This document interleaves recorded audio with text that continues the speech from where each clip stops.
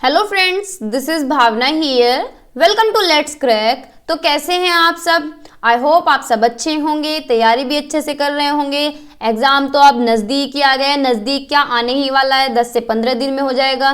ठीक है, ज़्यादा से ज़्यादा 20 दिन ले लेगा। तो ये 10 से 15 दिन तो कहीं ऐड होने वाले हैं नहीं, क्योंकि इनमें तो आपकी प्रैक्टिस ही होगी। ठीक है, तो हम भी क्या है, रिवीजन ही कर रहे हैं। आज हम इंग्लिश की मैराथन करेंगे। साइंस की मैराथन हम कंप्लीट कर चुके हैं एक ही पार्ट में। जो साइंस वाले बच्चे हैं वो साइंस की मैराथन देख सकते हैं। ठीक है, एक एक टॉपिक कराया मैंने, टॉपिक के ऊपर क्वेश्चंस भी कराए हैं। ठीक है, बाकी मैथ पेडागोजी कंप्लीट कर चुके हैं। 2 पार्ट में हमने मैराथन की है मैथ पेडागोजी की, और जो टॉपिक पहले भी नहीं हो पाए थे वो भी मैंने इंक्लूड कर दिए हैं। वो बहुत कम कराता है, कोई नहीं कराता है, एरर्स का टॉपिक है। ठीक है, तो आप जाके देख सकते हैं। ठीक है, तो आज हम करने वाले हैं इंग्लिश की पेडागोजी। तो लास्ट तक बने रहिए, एक एक पॉइंट इंपॉर्टेंट होने वाला है। ठीक है, कुछ क्वेश्चंस भी बीच बीच में मैंने रखे हैं। ठीक है, तो स्टार्ट करते हैं। लैंग्वेज यानी भाषा। ये हमारा पेन खराब हो चुका है। लैंग्वेज यानी भाषा। भाषा क्या है?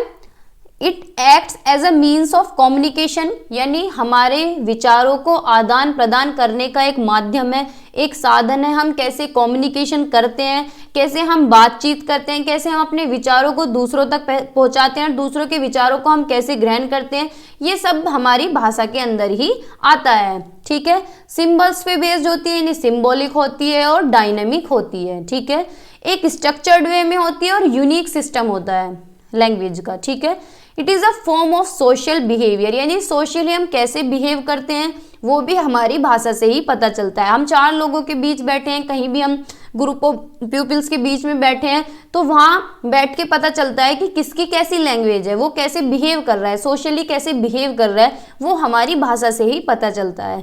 हमारा किसी से झगड़ा हो रहा है, कोई खड़ूस है, कोई इतना प्यारा बोलता है, तो कैसे पता चलता है कि कोई इतना स्वीटली कैसे बोलता है? वो अपनी भाषा से ही तो बोलता है, कोई अलग चीज़ तो ऐसी है नहीं। ठीक है, तो ये क्या है, हम सोशली कैसे बिहेव करते हैं। मीडियम ऑफ इंस्ट्रक्शन है, माध्यम है हमारी बातचीत का, हमारे विचारों का। ठीक है, carrier of civilisation and culture, यानी हमारी संस्कृति की पहचान और हमारी सभ्यता की पहचान भी हमारी भाषा ही है। जैसे कि हम कहीं भी जाते हैं तो पता चल जाता है कि ये बंदा उस एरिया से आया है। कैसे पता चलता है भाई? हमारी भाषा से ही तो पता चलता है ना। तो हमारी सभ्यता की भी पहचान है और हमारी कल्चर की, संस्कृति की भी पहचान है। ठीक है, तो ये भाषा के बारे में कुछ बात हुई। अब आगे इंपॉर्टेंट पॉइंट है लैंग्वेज एक्विजिशन, यानी भाषा अर्जन, भाषा अर्जित। ये बहुत इंपॉर्टेंट है, यहाँ से हर बार क्वेश्चन आता ही आता है लैंग्वेज एक्विजिशन से। लैंग्वेज एक्विजिशन क्या होता है? भाषा अर्जन या भाषा अर्जित, जो हम एक्वायर करते हैं, जो हमें बाय बर्थ मिलती है। एक तरह से बोलो तो बाय बर्थ जो हमें मिलती है हमारी मम्मी से, पापा से, दादा दादी से, पेरेंट्स से, जो भाषा हमें मिलती है उसे बोलते हैं लैंग्वेज एक्विजिशन। ठीक है, ये एक नेचुरल प्रोसेस है। भाई देखो, नेचुरल प्रोसेस तो हो गई जब हमें अपने घर को से मिलेगी, हमें तो कोई सीखने की जरूरत नहीं पड़ती, इसे ऐसे ही आ जाती है मम्मी से। मम्मी को देख रहे हैं, पापा को देख रहे हैं, जैसे भी देखते हैं वैसे ही सीखते हैं बच्चे, है ना। तो ये क्या है? एक नेचुरल प्रोसेस है, यानी ऐसे ही आ जाती है। ठीक है, स्वाभाविक है। सबकॉन्शियस प्रोसेस है, कोई भी एफर्ट्स नहीं लगाने पड़ते, कुछ नहीं करना पड़ता, ना रूल्स याद करने पड़ते, ना कोई मेहनत लगती है, ऐसे ही आ जाती है देख के। नो ग्रामर रूल्स, नहीं कोई ग्रामर रूल्स की भी जरूरत नहीं है, कोई स्कूल जाने की जरूरत नहीं है। ठीक है, कोई भी इंस्टीट्यूशन ज्वाइन करने की जरूरत नहीं है, ऐसे ही आ जाती है क्योंकि हमारी घर की भाषा है। फर्स्ट लैंग्वेज या हमारी होम लैंग्वेज होती है, ये जो हमारी मदर टंग होती है। ठीक है, जो हम अपने मम्मी पापा बोलते हैं वही लैंग्वेज एक्विजिशन होती है, उसी हम सीख लेते हैं। नो फॉर्मल टीचिंग, कोई भी टीचिंग की इसके लिए जरूरत नहीं पड़ती, क्योंकि बच्चा इसे ऐसे ही अर्जित कर लेता है, एक्वायर कर लेता है। क्या बोलते हैं इसे? अर्जित, यानी भाषा अर्जित या भाषा अर्जन। ठीक है, आगे चलते हैं। फिर है लैंग्वेज लर्निंग, भाषा सीखना, यानी लर्निंग नाम से पता चल रहा है लर्न करना, याद करना। जिस भाषा को हम सीखते हैं, जिस भाषा को हम लर्न करते हैं, ठीक है, वो होती है लैंग्वेज लर्निंग। इसमें सब कुछ लगेगा, इसमें रूल्स भी लगेंगे, इसमें स्कूल भी जाना पड़ेगा। भाई बच्चा एक्वायर करता है लैंग्वेज, जैसे अर्जित करता है, अपने मम्मी पापा से सीख लिया, लेकिन अगर हमें इंग्लिश सीखनी हो या कोई भी और लैंग्वेज सीखनी हो तो उसे घर में थोड़ी ना सीखेंगे, उसके लिए हमें स्कूल भी जाना पड़ेगा, कॉन्शियस एफर्ट्स भी लगाने पड़ेंगे। ग्रामर के रूल्स भी याद करने पड़ेंगे, है ना, फॉर्मल टीचिंग करनी पड़ेगी यानी स्कूल ज्वाइन करना पड़ेगा, ट्यूशन ज्वाइन करना पड़ेगा, और उसका एक सिस्टमेटिक तरीका होगा कि भाई पहले ये सीखना है तुम्हें, इज़मार सीखना है, फिर वाजवर सीखने हैं, फिर टेंस सीखने हैं, तो पूरे एक स्ट्रक्चर्ड पूरे सिस्टमेटिक तरीके से सीखी जाती है। इसे बोलते हैं भाषा अधिगम। क्या बोलते हैं? भाषा अधिगम। भाई पेन नहीं चल रहा है, क्या करूं मैं भाषा अधिगम चल तो गया, पता नहीं क्या हो जाता है इस पेन में। ये है भाषा अधिगम, जो हम लर्न करते हैं, स्कूल से आती है, इंस्टीट्यूशन ज्वाइन करने पड़ते हैं, कॉन्शियस एफर्ट लगाने पड़ते हैं, मेहनत करनी पड़ती है, ठीक है। तो ये है भाषा अधिगम यानी लैंग्वेज लर्निंग, ठीक है। और जो ऐसे ही आ जाती है नेचुरली वो है लैंग्वेज एक्विजिशन, ठीक है। अब क्वेश्चंस बताइए, कुछ क्वेश्चंस है, हर बार आता है इनसे 1 से 2 क्वेश्चन, तो एक क्वेश्चन तो मिनिमम आता ही आता है। विच of the following is not true of language learning and language acquisition? कौन सा एक सही नहीं है लैंग्वेज लर्निंग और लैंग्वेज एक्विजिशन के बारे में, बताइए। All children can learn many languages if given opportunity and environment, यानी सभी बच्चे क्या है भाई, ज़्यादा से ज़्यादा भाषा भी सीख सकते हैं, एक से ज़्यादा भाषा भी सीख सकते हैं, अगर उन्हें अपॉर्चुनिटी दी जाए यानी अवसर दिए जाए, उन्हें मौके दिए जाएं, उन्हें वातावरण दिया जाए तो भाई सीख लेंगे। तो बात तो ठीक है, कोई भी सीख सकता है। First language interferes in the learning of second language, ये बात तो गलत है कि फर्स्ट लैंग्वेज इंटरफेयर करती है सेकंड लैंग्वेज में। भाई इंटरफेयर बाधा थोड़ी बनती है, इंटरफेयर थोड़ी करती है, वो तो एक तरह से फायदा ही है भाई, जब बच्चे को पहले से कुछ आता होगा तो उसे जोड़ के हम दूसरी भाषा भी सिखा देंगे। अब जैसे हमें हिंदी आती है तो हम इंग्लिश भी धीरे धीरे सीख लेते हैं, है ना, कोई और भाषा भी सीख लेंगे इसी के सहारे, है ना, अगर सिंपल भाषा में कहा जाए तो ये ऑप्शन तो गलत है। आगे पढ़ते हैं। Language learning should begin from meaning and move to understanding form, यानी मीनिंग से शुरू होती है और फॉर्म तक जाती है, यानी पहले क्या है यूज करते हैं हम लैंग्वेज को, फिर उसके रूल्स पे जाते हैं। तरीका तो यही होता है कि बच्चे को क्या है पहले यूज करना सिखाएं, उसका मीनिंग बताएं, फिर उसकी फॉर्म की तरफ जाएं, उसकी फॉर्म को समझाएं या फिर रूल्स को समझाएं, है ना। डी ऑप्शन है first language support learning of second language, ये बात भी ठीक है कि फर्स्ट लैंग्वेज अगर हमें आ गई, जैसे हम घर से सीख के जा रहे हैं, दूसरी भाषा हम आसानी से सीख लेंगे, है ना, उससे रिलेट कर करके। तो नोट पूछा है यानी गलत पूछा है, तो बी ऑप्शन हमारा ठीक होगा, ठीक है। इंटरफेयर नहीं करती, कोई बाधा नहीं बनती, ये तो एक अच्छा काम करती है फर्स्ट लैंग्वेज के सहारे, दूसरी भी आ जाती है, सपोर्ट करती है, हेल्प करती है, ठीक है। तो बी ऑप्शन हमारा करेक्ट है, ठीक है। आगे चलते हैं। नेक्स्ट क्वेश्चन है कि 2 स्टेटमेंट है ए और बी, तो बताइए कि दोनों सही है, कौन सा गलत है, कौन सा सही है। ए ऑप्शन है language is linked with thinking process, यानी भाषा जो है हमारी सोच की प्रक्रिया से जुड़ा हुआ है। सही बात है भाई, जो हम सोचते हैं बोलते भी हैं, है ना। Language helps to structure discourse and practice discourse function, यानी लैंग्वेज क्या है एक स्ट्रक्चर फॉर्म में होती है और प्रैक्टिस भी करते हैं अपने माइंड में। हम एक भाई बोलने से पहले हम कुछ भी बोलते हैं तो सोचते हैं अपने माइंड में, एक डिस्कर्स स्ट्रक्चर बना लेते हैं, है ना, तभी तो बोलते हैं। तो दोनों ही ऑप्शन ठीक है, ए भी सही है और बी भी सही है, तो ये तो होगा नहीं, बी फॉल्स दिया है इसमें। बी ऑप्शन में A is false, B is true, नहीं भाई ये भी गलत है। Both A and B are true, यानी सी ऑप्शन हमारा करेक्ट है कि दोनों ही ठीक है, ठीक है। कुछ भी हम बोलते हैं तो अपने माइंड में स्ट्रक्चर बना लेते हैं, तो भाषा उसमें भी हमारी मदद करती है कि हम अपने माइंड में सोचते हैं तब भाषा को हम बोलते हैं, ठीक है। तो दोनों ही ऑप्शन हमारे करेक्ट हैं, ठीक है। आगे चलते हैं। बताइए next question. Language develops among children once they interact, यानी भाषा कैसे डेवलप होती है बच्चों के बीच में जब वो इंटरेक्ट करते हैं, जब वो किसके साथ इंटरेक्ट करते हैं, बताइए। अदर्स विद, जब दूसरों के साथ इंटरेक्ट करते हैं, या फिर विद फिजिकल ऑब्जेक्ट्स या फिजिकल ऑब्जेक्ट के साथ इंटरेक्ट करते हैं कि भाई जिन्हें टच करके देख सकें, या फिर खुद से इंटरेक्ट करते हैं, अकेले में बैठ के मन मन में बड़बड़ा रहे हैं, ऐसे थोड़े ना होगा। रिमेन साइलेंट, जो चुप रहते हैं बिल्कुल, है, तो ये भी नहीं होगा भैया। साइलेंट रह के कौन सी भाषा आएगी तुम्हारे पे, तो ना तो साइलेंट होगा, ना ही विद सेल्फ यानी खुद से भी नहीं सीख पाएंगे। और फिजिकल ऑब्जेक्ट से तो लर्निंग होती है, लैंग्वेज थोड़ी ना डेवलप होगी। लैंग्वेज तो तब डेवलप होती है जब ज़्यादा से ज़्यादा हम बातचीत करेंगे, डिस्कशन करेंगे। अब जैसे कि मैं हूँ या आप ही हो, तो हमारी इंग्लिश इतनी अच्छी नहीं है कि भाई हम इंग्लिश टू इंग्लिश बात कर सकें या फिर बिल्कुल फ्रिक्वेंटली कर सकें फ्लुएंसी के साथ, लेकिन अगर हम 1 साल तक बराबर बोलते जाएं, किसी के साथ भी कन्वर्सेशन करें, तो क्या है, हमारी लैंग्वेज बहुत अच्छी हो जाएगी, है ना। क्यों हो जाएगी? क्योंकि इंटरेक्शन होगा, ज़्यादा से ज़्यादा डिस्कशन होगा, तो लैंग्वेज अच्छी होगी। ठीक है, तो ए ऑप्शन हमारा करेक्ट है कि जब दूसरों के साथ इंटरेक्ट करेंगे तो हमारी लैंग्वेज डेवलप होगी। ठीक है, तो ए ऑप्शन हमारा करेक्ट है। नेक्स्ट क्वेश्चन है, select the odd one about interactional model of language. तो बताइए कौन सा एक इनमें से अलग है, चारों में से एक अलग है। ठीक है, ए ऑप्शन है language as a vehicle for the realisation of interpersonal relation. Language क्या है? एक व्हीकल की तरह, एक साधन की तरह काम करता है दूसरों के विचारों को समझने के लिए, दूसरों के रिलेशन को समझने के लिए, दूसरों की भावनाओं को समझने के लिए। भाई भाषा ही तो काम आती है, भाषा से ही तो समझते हैं हम दूसरों के विचारों को, है ना। Language as a means to perform social transactions between individual. यह एक माध्यम है समाज में किस तरह से हम बातचीत करते हैं दूसरों के साथ।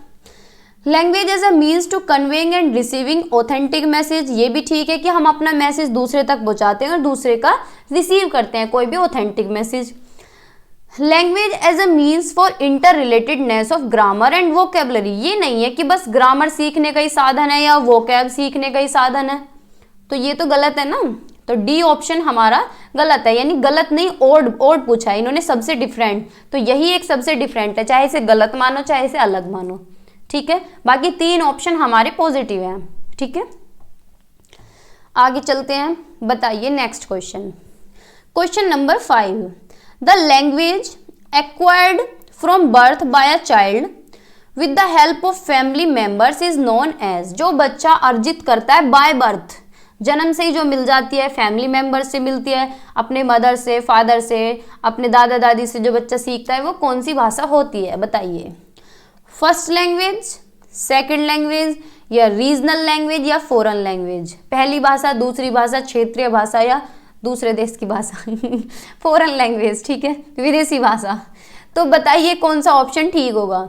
तो भाई जो हमें घर से मिल रही है, एक्वायर बाय बर्थ मिल रही है, तो सबसे पहले उसे आंख खोल रहा है बच्चा, 1 साल का हो रहा है, तो बाहर थोड़ी ना जा रहा है सीखने, तो उसकी पहली भाषा ही तो होगी, है ना। तो उसकी फर्स्ट लैंग्वेज होगी वो। ठीक है, तो ए ऑप्शन हमारा करेक्ट है। देखो ये भी इसी बार क्वेश्चन आया, ऐसे क्वेश्चन भी आते हैं। ठीक है, अब कुछ प्रिंसिपल हैं लैंग्वेज के। Principle of language teaching. First है प्रिंसिपल ऑफ मोटिवेशन, यानी अभिप्रेरणा का सिद्धांत।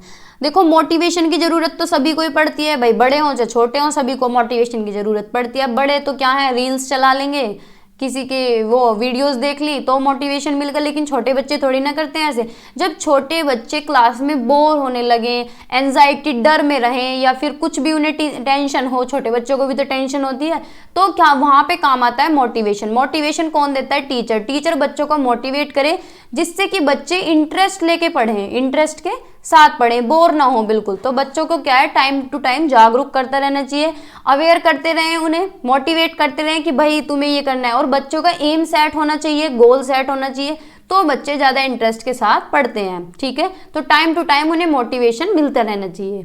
ठीक है, फिर है principle of habit formation. Language learning is essentially a habit forming process, that is a process during which we acquire new habit। जब लैंग्वेज लर्निंग क्या है, जो हम भाषा सीखते हैं वो एक तरह से हमारी हैबिट फॉर्मेट हो जाती है, यानी हमारी आदत बन जाती है। भाई बोलने की हमारी आदत ही तो है, बिना बोले हम रह थोड़े ही ना लेंगे, तो हमारी हैबिट हो गई, नई नई चीजें हम एक्वायर करते हैं।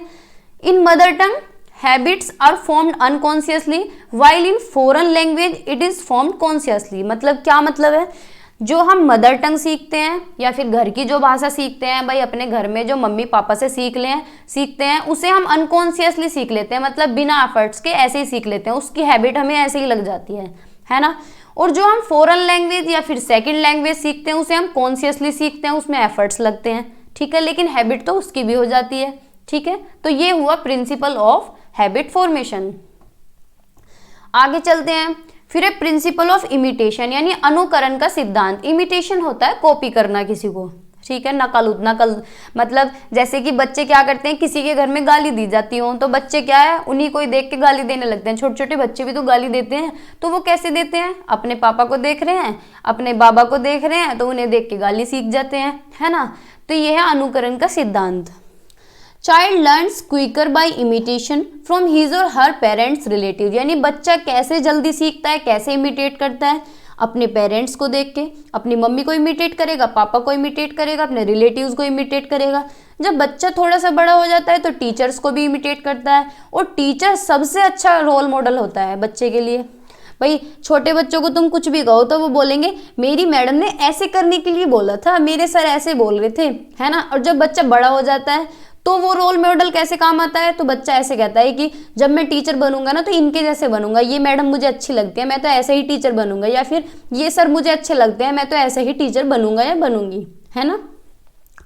तो ये क्या है, टीचर रोल मॉडल की तरह काम करते हैं बच्चों के लिए, ठीक है। तो ये हुआ प्रिंसिपल ऑफ इमिटेशन, ठीक है भाई। फिर है प्रिंसिपल ऑफ ओरल अप्रोच, यानी बोलना ओरली। अब जैसे कि हम बच्चों को पढ़ाते हैं तो हम पढ़ाने से पहले स्टार्ट करते हैं इंट्रोडक्शन। जैसे मैं अपना इंट्रोडक्शन देती हूँ, भाई ये तो चलो ऑनलाइन प्लेटफॉर्म हो गया, लेकिन जब लाइव इंटरेक्शन होता है, जब क्लास में हम सामने बोलते हैं तो थोड़ा सा फालतू भी बोलते हैं कि बच्चों मैं ऐसे, तुम ऐसे, तुम्हारा नाम क्या है, तुम्हारी मम्मी का नाम क्या है। तो ज़्यादा इंटरेक्शन होता है, और कोई भी टॉपिक अगर स्टार्ट करते हैं तो पहले उसका इंट्रोडक्शन देंगे। तो पहले क्या है, स्पीच देते हैं, हम कोई भी स्पीच देते हैं, इंट्रोडक्शन देते हैं चैप्टर का चाहे अपना। तो क्या करते हैं, स्पीच जो है बच्चों को मोटिवेट करते हैं या सीखने के लिए, ठीक है भाई। 4 बात हम फालतू भी तो बताते हैं। Introduction of lesson should begin with speech lessons because speech is vital in language learning, यानी स्पीच देना बहुत जरूरी है। स्पीच का मतलब है जो 2-4 लाइन शुरुआत में बोलते हैं। तो किसी भी चैप्टर को स्टार्ट करने से पहले एक स्पीच लेसन सा देना चाहिए, ठीक है। तो ये प्रिंसिपल ऑफ ओरल अप्रोच। आगे चलते हैं। फिर है principle of practice and drill. Sufficient practice and drill should be provided to the learners. Repetition of things that proper intervals should be done. यानी मतलब क्या है कि बच्चों को क्या है, टाइम टू टाइम रिपीटेशन करानी चाहिए। रिपीटेशन का मतलब रट्टे से नहीं है, रिपीटेशन का मतलब है कि टाइम टू टाइम चीज़ों को रिवाइज करते रहें। जैसे कि आप सीटेट देने जा रहे हैं तो भाई आप भी तो टाइम टू टाइम रिवाइज कर रहे हैं कि अब 30 क्वेश्चन करें, सीडीपी के देख लूँ क्या क्या कंसेप्ट था, मैं प्याजे को भूल गया, ये भूल गई, मैं वाइगोत्स्की को भूल गई, अच्छा वाइगोत्स्की के ये फेज थे, प्याजे के ये थे, ठीक है। तो क्या है, टाइम टू टाइम रिवाइज करते रहते हैं। तो रिपीटेशन क्या है, प्रॉपर इंटरवल पे होना चाहिए, ठीक है। तो इससे क्या है, माइंड में चीजें रुकी रहती हैं। फिर है principle of natural order of learning. Listening, speaking, reading and writing are 4 basic skills of language. यानी हम भाषा को सीखते हैं तो उसका जो नेचुरल ऑर्डर होता है ना, वो होता है LSRW। यानी पहले बच्चा सुनता है, फिर बोलता है, फिर पढ़ता है, फिर लिखता है। यानी एक नेचुरल ऑर्डर में हम भाषा को सीखते हैं। These skills should be taught in their natural order, that is LSRW, because a child first listen to the sound of a language, speaks and then start and reading। यानी वही बात है कि हम जब भाषा को सीखते हैं तो एक ऑर्डर में सीखते हैं, LSRW की फॉर्म में। यानी पहले सुनते हैं, फिर बोलते हैं, फिर पढ़ते हैं, फिर लिखते हैं, ठीक है। तो ये क्या हुआ, नेचुरल ऑर्डर ऑफ लर्निंग, ठीक है। फिर है प्रिंसिपल ऑफ सिचुएशनल अप्रोच। ये प्रिंसिपल भी है और एक ये अलग से अप्रोच भी है और इम्पोर्टेंट है, ठीक है। It is a natural way of teaching a language, learns language from real life situation and artificial situation. ये क्या है, एक लैंग्वेज सीखने का एक नेचुरल तरीका है। अब इसमें क्या है, सिचुएशन 2 तरह की होती है, एक तो रियल लाइफ सिचुएशन होती है, एक आर्टिफिशियल सिचुएशन होती है। रियल लाइफ सिचुएशन होती है कि हम बच्चों को कहीं घुमाने ले जाएं, फील्ड ट्रिप्स कराएं, या कम्युनिकेशन करा रहे हैं, बाहर डिस्कशन करा रहे हैं, गार्डन में ले जा रहे हैं तो वहाँ पे क्या है, डिस्कशन कराएं बच्चों का, कोई भी एक्टिविटी कराएं। आर्टिफिशियल सिचुएशन है कि बुक से पढ़ा रहे हैं, ठीक है। Child learns a language very well when it is taught in a meaningful situation. बच्चा तब अच्छे से सीखता है जब उसे एक मीनिंगफुल सिचुएशन में सिखाया जाए, है ना। जब मीनिंगफुल सिचुएशन देंगे या फिर रियल लाइफ सिचुएशन देंगे तो बच्चा अच्छे से सीखता है। Situation can be created with the help of object. Situation कैसे क्रिएट की जा सकती है, कोई भी ऑब्जेक्ट दिखा सकते हैं हम बच्चों को सिखाने के लिए, पिक्चर्स दिखा सकते हैं, गेस्चर्स और एक्शंस के थ्रू, यानी जैसे कि मैं हाथों को ऐसे करके पढ़ा रही हूँ तो टीचर क्या है गोल गोल घूम के, टीचर कक्षा में राउंड राउंड करके, ठीक है, तो इस तरह से भी सिखा सकते हैं। यानी क्लास में क्या है चक्कर काट रहे हैं, टीचर लास्ट बेंच तक जा रहा है फिर वापस आ रहा है, तो गेस्चर्स के थ्रू भी सिखा सकते हैं, ठीक है। जैसे IIT वाले करते हैं, नीट वाले की डांस कर करके बच्चों को सिखा रहे हैं, बच्चे बोर भी नहीं होते ऐसे। फिर है मल्टीलिंग्विलिस्टिक अप्रोच। मल्टीलिंग्विलिस्ट यानी बहुभाषिता। भाई बहुभाषिता से हर सब्जेक्ट में क्वेश्चन आता है, चाहे वो हिंदी की पेडागोजी हो, चाहे वो CDP हो, चाहे वो इंग्लिश पेडागोजी। और देखो सबसे आसान टॉपिक यही है। बहुभाषी मतलब ज़्यादा से ज़्यादा भाषा बुलवाओ क्लास में, है ना, सिंपल सी बात है। मल्टीलिंग्विलिज्म इज द यूज ऑफ 2 और मोर लैंग्वेज, यानी एक से ज़्यादा भाषा बोलना क्लास में क्या कहलाता है, मल्टीलिंग्विलिज्म। और ये किस तरह से हमें देखना चाहिए, एक रिसोर्स के फॉर्म में देखना चाहिए, यानी एक संसाधन के रूप में हमें ये देखना चाहिए, ठीक है। In order to promote multilingualism in classroom 1 और more languages are to be integrated into the curriculum. यानी बहुभाषिता को प्रमोट करने के लिए हमें क्लास में क्या है एक से ज़्यादा भाषाओं को इंटीग्रेट करना चाहिए, यूज़ करना चाहिए करिकुलम में, पाठ्यक्रम में, जिससे कि बच्चा क्या है child can learn other languages without losing the first, जिससे कि बच्चा दूसरी भाषा इतनी आसानी से सीख ले पहली भाषा को बिना खोए। भाई पहली भाषा के साथ साथ दूसरी भाषा भी सीख ले। और जब बच्चा एक से ज़्यादा भाषा सीखेगा तो उसका क्या है लेवल भी अप होगा, है ना, उसका कॉग्निटिव लेवल भी होगा, कॉग्निटिव ग्रोथ भी होगी, यानी मेंटली ग्रोथ भी होगी उसकी, सोशली ग्रोथ भी होगी, डाइवर्जेंट थिंकिंग भी होगी, तरह तरह से बच्चा सोच भी पाएगा, और स्कॉलस्टिक अचीवमेंट में भी फर्क दिखेगा, ठीक है। तो ये हुई मल्टीलिंग्विलिज्म की बात। फिर है principle of selection and gradation. ये भी काफ़ी इंपॉर्टेंट पॉइंट है, टॉपिक है, अच्छा है, इससे क्वेश्चन आता है, ठीक है। Selection and gradation of vocabulary and structure depend on their frequency, usefulness, teachability and difficulty level. यानी क्या है, जो हम बच्चे को पढ़ा रहे हैं यानी सिलेक्शन कर रहे हैं, जो भी मटेरियल सेलेक्ट कर रहे हैं। ग्रेडेशन का मतलब है सिंपल टू कॉम्प्लेक्स, यानी पहले बच्चे को आसान चीज़ें बता रहे हैं फिर उसके बाद डिफिकल्ट। तो जो भी हम सिलेक्शन एंड ग्रेडेशन कर रहे हैं वोकैब का यानी वर्ड्स का, स्ट्रक्चर का, वो कैसा होना चाहिए, बच्चे के ऊपर डिपेंड होना चाहिए कि बच्चे की कितनी फ्रीक्वेंसी है सीखने की, कितना पोटेंशियल है, कितना बच्चा सीख सकता है, कितना यूजफुल है उसके लिए, ठीक है, कितना वो ग्रैब कर रहा है, कितना लेवल तक तुम बता रहे हो। उसका डिफिकल्टी लेवल भी देखना है कि बच्चे का लेवल क्या है और तुम किस लेवल का पढ़ा रहे हो। तो क्या करना है, बच्चे की एज के हिसाब से पढ़ाना है, बच्चे के लेवल के हिसाब से पढ़ाना है, ठीक है। Object material should be taught from simple to complex and concrete to abstract. यानी कोई भी ऑब्जेक्ट या कोई भी मटेरियल जो भी हम पढ़ा रहे हैं वो किस तरह से पढ़ाने हैं कि पहले सिंपल सरल चीजें बताएं फिर उसके बाद कठिन बताएं, ठीक है। और कॉन्क्रीट टू एब्स्ट्रैक्ट भी बताना है। कॉन्क्रीट टू एब्स्ट्रैक्ट का मतलब है कि पहले मूर्त चीजें जिसे बच्चा टच एंड फील कर सके, इस तरह की चीजें दिखाएं, फिर क्या है, फिर बाद में तुम चाहे चैप्टर पढ़ा लो, एब्स्ट्रैक्ट की तरफ ले जाओ, है ना। Vocabulary used in daily life should be taught first. यानी जो वोकैब डेली लाइफ में यूज करते हैं, हंसना, रोना, खाना, पीना, बैठना, सोना, जो भी हम वर्ड अपनी डेली लाइफ में यूज करते हैं वो सबसे पहले बच्चे को वो ही पढ़ाए जाने चाहिए। ऐसे नहीं है कि आए ग्रामर पढ़ो, इज़ेमार पढ़ो, टेंस पढ़ो, ऐसा नहीं है। जो वोकैब सिखा रहे हैं वो क्या है, डेली लाइफ से रिलेट होनी चाहिए, जो रोजमर्रा की जिंदगी में शब्दों का प्रयोग होता है वो शब्द सिखाए जाने चाहिए पहले, ठीक है। आगे चलते हैं। फिर है principle of readiness. Learner should be made ready by the following methods. बच्चे किस तरह, देखो कुछ भी हम पढ़ा रहे हैं तो बच्चे क्या है, पहले रेडी होने चाहिए सीखने के लिए, तभी तो हम उन्हें सिखाएंगे। तो हम कैसे रेडी करेंगे बच्चों को, कोई स्टोरी सुना सकते हैं हम बच्चों को, कोई भी इंटरेस्टिंग एक्टिविटी करवा सकते हैं, भाई कोई भी गतिविधि करा सकते हैं, तो बच्चे क्या है रेडी हो जाएंगे कि हाँ भाई हाँ चलो करेंगे। यूजिंग विजुअल और ऑडियो विजुअल डिवाइस, यानी कोई भी डिवाइस जो विजुअल यानी देख के बच्चा पढ़ सके, सुन के बच्चा पढ़ सके, इस तरह की एक्टिविटीज़ कराएं। गेम्स करा सकते हैं, कोई भी एक्सरसाइज करा सकते हैं, ठीक है। तो ये हुआ प्रिंसिपल ऑफ रेडीनेस। फिर है principle of correlation with life. Learning more meaningful and the subject matter should be correlated with life, यानी लर्निंग कब मीनिंगफुल होगी, जब बच्चे की रियल लाइफ से रिलेट करेंगे। और सब्जेक्ट मैटर किस तरह से पढ़ाना चाहिए, उसकी रियल लाइफ से रिलेट करके रियल लाइफ एग्जांपल्स दें। ठीक है, तो ये हुआ principle of correlation with life, यानी लाइफ के साथ जोड़ के पढ़ाएं चीज़ों को। फिर है principle of accuracy and correctness.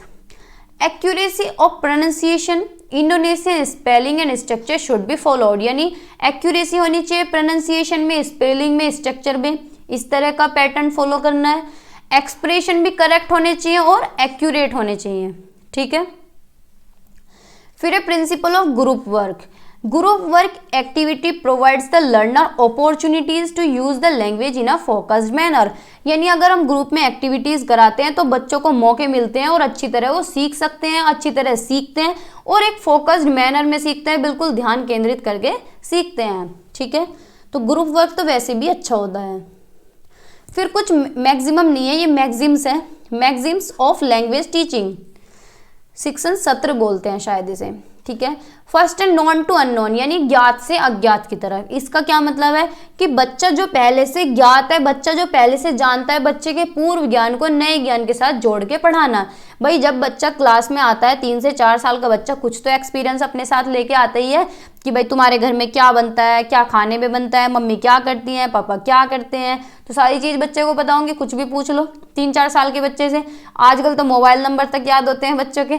तो बच्चों के जो अनुभव है उन्हें ही जोड़ के आगे पढ़ाना है। कोई भी पोएम पढ़ा रहे हैं, कुछ भी पढ़ा रहे हैं, कोई भी फल, देखो स्टार्टिंग नर्सरी में तो ये करते हैं, पहले तो 1 2 सिखाते हैं, फिर फलों के नाम, सब्जियों के नाम सिखाते हैं। तो कैसे सिखाएं फलों के नाम, सब्जियों के नाम, कि तुम एप्पल खाते हो, सेब खाया है तुमने घर पे, तो ऐसे ही तो रियल लाइफ से रिलेट करके, यानी बच्चे के पूर्व ज्ञान से जोड़ें। ठीक है, तो ये उसी पे बेस्ड है, नॉन टू अननोन। ठीक है, फिर है सिंपल टू कॉम्प्लेक्स, यानी आसान चीजें बताएं बच्चे को, फिर धीरे धीरे कॉम्प्लेक्स की तरफ लेके जा सकते हैं।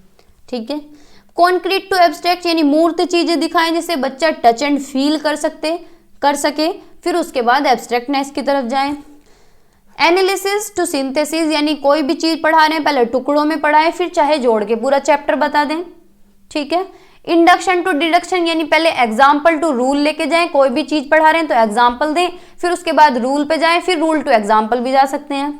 ठीक है, वोल टू पार्ट, यानी पहले क्या है, जब चैप्टर पढ़ा रहे हैं तो पूरे चैप्टर का एक ओवरव्यू दे दें कि बच्चों आज हम इस चैप्टर में ये पढ़ेंगे, इसके अंदर ये चीजें होती हैं, फिर उसके बाद चैप्टर स्टार्ट करें। ठीक है, फिर है साइकोलॉजिकल टू लॉजिकल, यानी हमें बच्चों की साइकोलॉजी भी जाननी है कि बच्चे जानने के लिए तैयार हैं नहीं, फिर लॉजिकल की तरफ जाएं। डेफिनेट टू इनडेफिनेट, यानी पहले क्या है, कोई भी डेफिनेट एग्जांपल दे दें रियल लाइफ से रिलेटेड, कोई भी टॉपिक से अलग, फिर टॉपिक को स्टार्ट करें, फिर इनडेफिनेट की तरफ जाएं। ठीक है, तो ये हुए मैक्सिम्स ऑफ टीचिंग। ठीक है, आगे चलते हैं। फिर ये 3 पॉइंट बहुत इंपॉर्टेंट है, मैंने पूरा एनसीएफ नहीं रखा ये, क्योंकि ये 3 ही पॉइंट इतने ज़्यादा पूछे जाते हैं कि यही मान लो कि पूरे एनसीएफ में सबसे ज़्यादा मेन यही है। बाकी तो जो एनसीएफ के पॉइंट्स हैं कि रोट लर्निंग नहीं करानी चाहिए, मदर टंग में पढ़ाना चाहिए, वो तो सारे सब्जेक्ट में सेम है। ठीक है, मैंने एनसीएफ की वीडियो कराई हुई है, एनसीएफ और आरटीई की, आप देख सकते हैं, बहुत ईजी है, बढ़िया है, आपको अच्छे से समझ भी आ जाएगी। ठीक है, अकॉर्डिंग टू एनसीएफ अगर वर्ल्ड में बात करें तो इंग्लिश क्या है, ग्लोबल लैंग्वेज है। अगर पूरे संसार की बात करें तो इंग्लिश क्या है, ग्लोबल लैंग्वेज है एनसीएफ के अकॉर्डिंग। और इंडिया में क्या है, इंग्लिश एक सेकंड लैंग्वेज है एनसीएफ के अकॉर्डिंग। ठीक है, अगर वर्ल्ड की बात चल रही है, एनसीएफ लिखा होना चाहिए क्वेश्चन में। अगर क्वेश्चन में एनसीएफ लिखा है और वर्ल्ड के लिए पूछ रहा है कि इंग्लिश कैसी है, इंग्लिश कैसी लैंग्वेज है, तो वर्ल्ड में इंग्लिश ग्लोबल लैंग्वेज है और इंडिया में क्या है, सेकेंड लैंग्वेज है। ठीक है, तो ये पॉइंट हुए एनसीएफ के।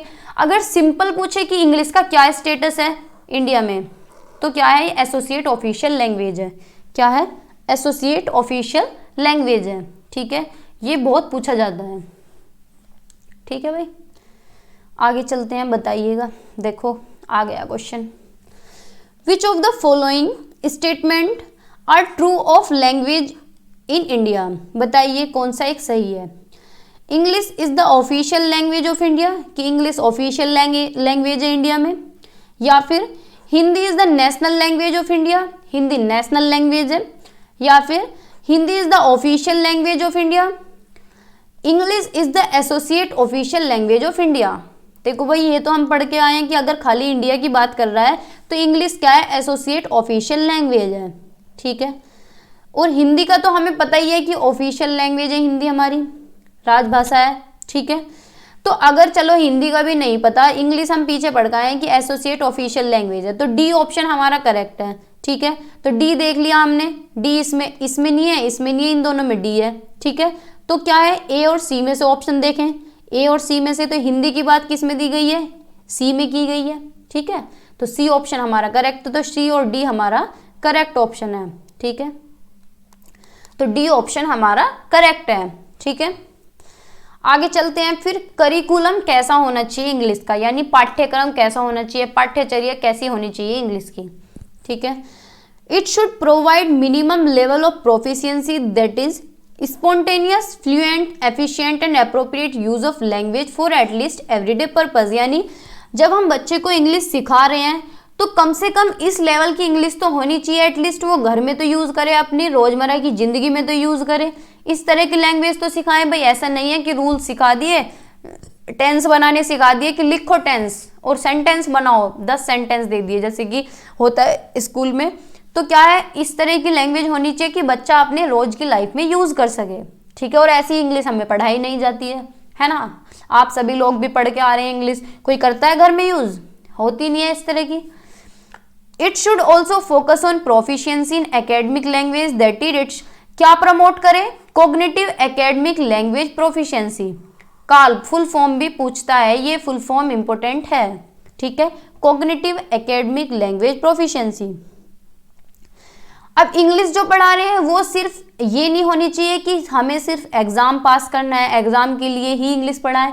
It should not be taught just set of forms और रूल, ऐसे भी नहीं होना चाहिए कि रूल्स के लिए पढ़ा रहे हैं या फॉर्म्स, उनकी फॉर्म्स करा दिए, रूल्स करा दिए और बच्चे क्या हैं, बर्डन आ रहा है बच्चों पे, बोर हो रहे हैं बहुत ज़्यादा। तो इस तरह से इंग्लिश नहीं पढ़ानी है कि सिर्फ एग्जाम पास करना है या रूल्स पढ़ा दिए या फॉर्म्स पढ़ा दिए और बच्चे क्या है, बर्डन महसूस कर रहे हैं, बोर हो रहे हैं।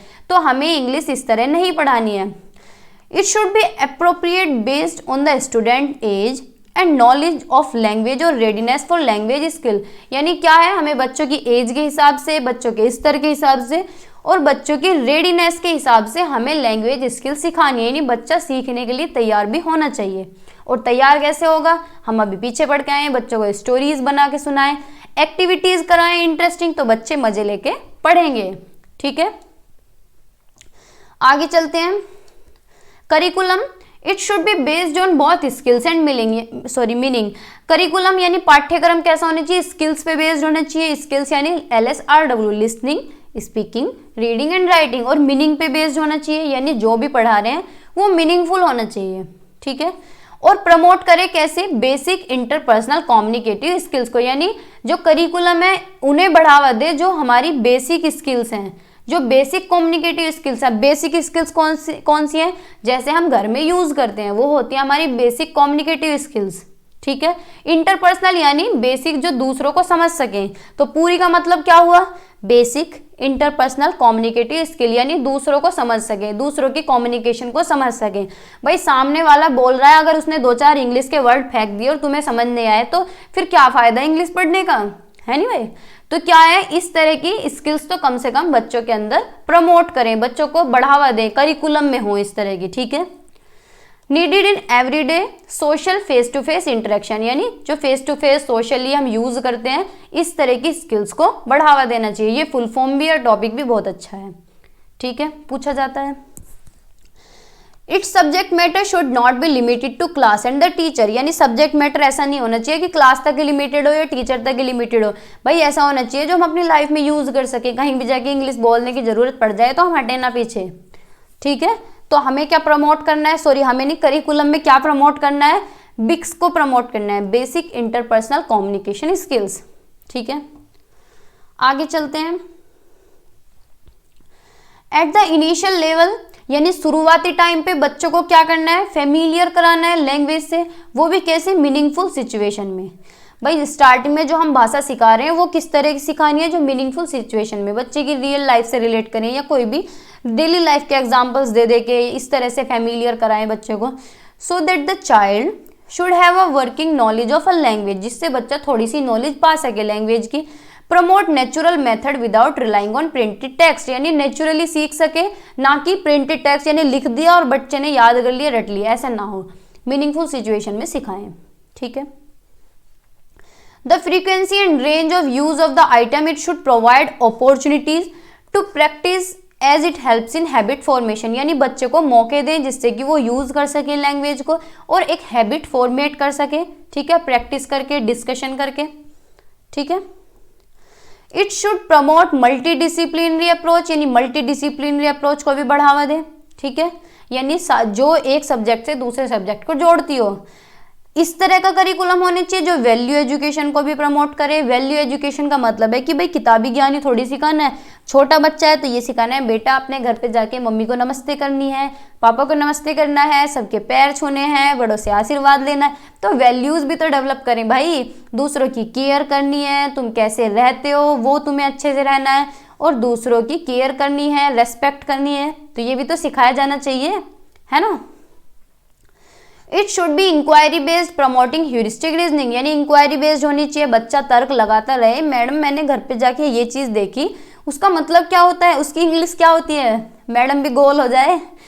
It should promote language across curriculum, that is provides theme based activities, यानी किस तरह की प्रमोट करनी है लैंग्वेज जो करिकुलम में यूज होती है, थीम बेस्ड एक्टिविटीज होनी चाहिए, थीमेटिक बेस्ड होनी चाहिए।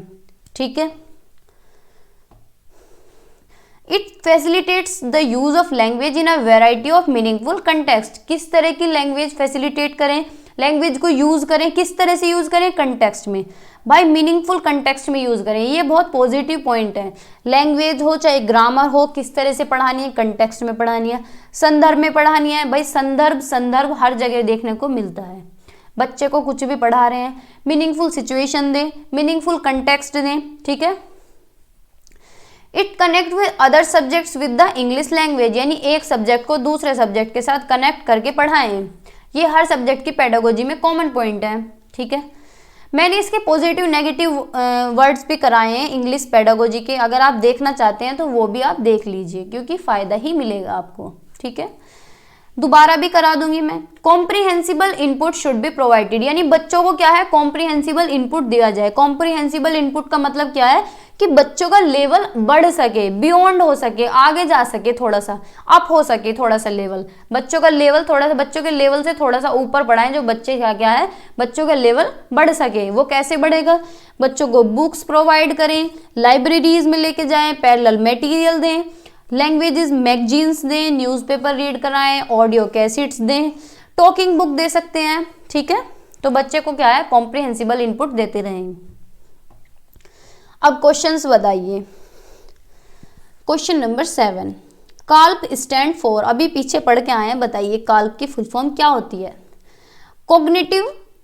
कॉग्निटिवली एकेडमिक लैंग्वेज प्रोफिशिएंसी, या फिर कॉग्निटिवली एडवांस्ड लैंग्वेज प्रोफिशिएंसी, या फिर competency based academic language proficiency, या कंपैरेटिव एकेडमिक लैंग्वेज प्रोफिशिएंसी। तो बताइए कौन सी एक फुल फॉर्म ठीक होगी, बताइए।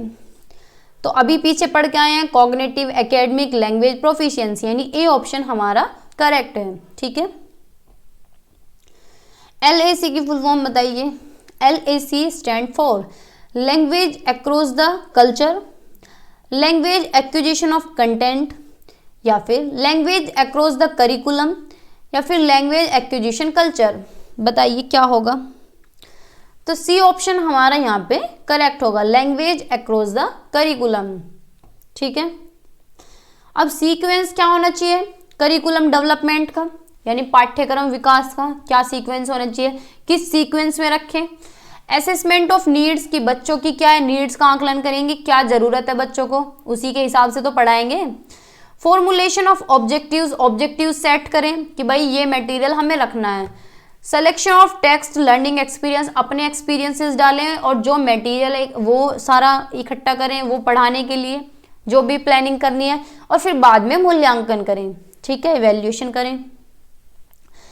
फिर टेक्स्ट बुक के बारे में कुछ पॉइंट है। It should be kept in mind that a text book कैसी होनी चाहिए, content syllabus for the course, और serve as a resource book, यानी एक संसाधन की तरह काम करे और मतलब जो यूजफुल कंटेंट है वो उसके अंदर होना चाहिए।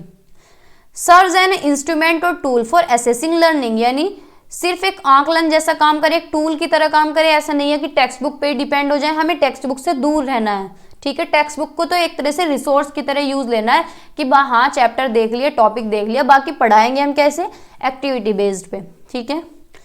Contain activities which can develop language skills, books में क्या है, एक्टिविटी बेस्ड होनी चाहिए जो भी टॉपिक है, और क्या है जिससे कि वो लैंग्वेज स्किल्स डेवलप कर सके, इस तरह के टॉपिक बुक में होने चाहिए, ठीक है।